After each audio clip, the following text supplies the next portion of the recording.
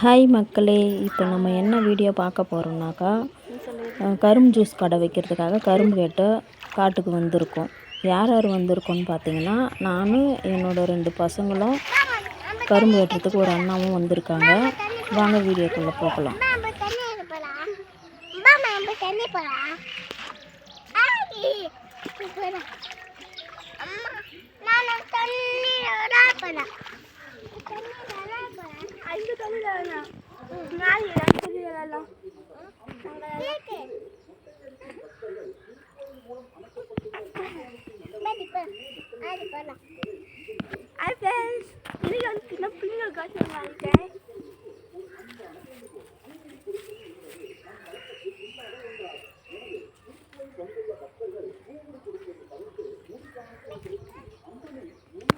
அங்கே தண்ணி தொட்டியை பார்த்ததுமே 2 பேரும் குளிக்க போகிறேன்னு சொல்லிட்டு போய் குளிக்கிறதுக்கு இறங்கிட்டாங்க தொட்டியில்.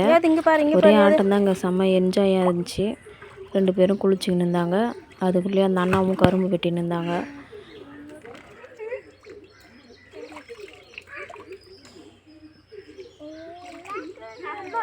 வாங்க அந்த அண்ணா கரும்பு வெட்டுறாங்களா என்னான்ட்டு நம்ம போய் பார்க்கலாம். வாங்க தோட்டத்துக்கு போவோம்.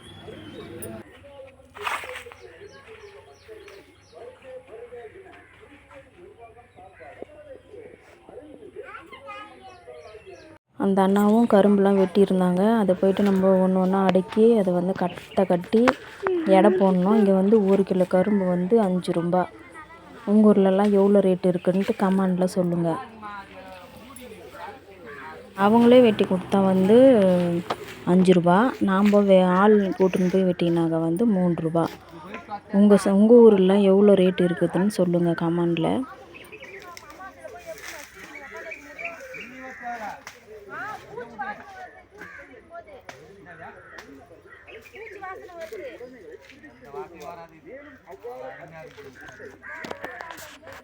அதுக்கப்புறம் என்ன பண்ணோம், சரி நானும் அந்த அண்ணனுக்கு ஹெல்ப் பண்ணலான்னு சொல்லிட்டு போயிட்டு கரும்பு வெட்டுறதுக்கு போனோம். ஆனால் சுத்தமாக எனக்கு கரும்பு வெட்ட தெரியாதுங்க. இருந்தாலும் சரி ஹெல்ப் பண்ணலாம் அப்படின்னு சொல்லிட்டு கரும்பு வெட்டுறதுக்கு நான் போய் வெட்டின்னு வந்தேன். அதுக்குள்ளே என் பசங்களும் விளையாடிட்டு இருந்தாங்க. விளையாடி முடித்த உடனே நாங்கள் வந்து 100 கிலோ கரும்பு வந்து வேணும் எங்களுக்கு. அதனால் அவ்வளோ கரும்பு வெட்டணும். வெட்டி முடிச்சுட்டு அதுக்கப்புறம் அந்த அண்ணா எல்லாத்தையும் தூக்கின்னு போயிட்டு வெளியில் வச்சாங்க. வெளியில் வச்ச உடனே அந்த கரும்பு கடைக்கார் வந்துட்டு அவர் வந்து எடை போடுவார். எடை போட்ட உடனே நாங்கள் அதை கரும்பு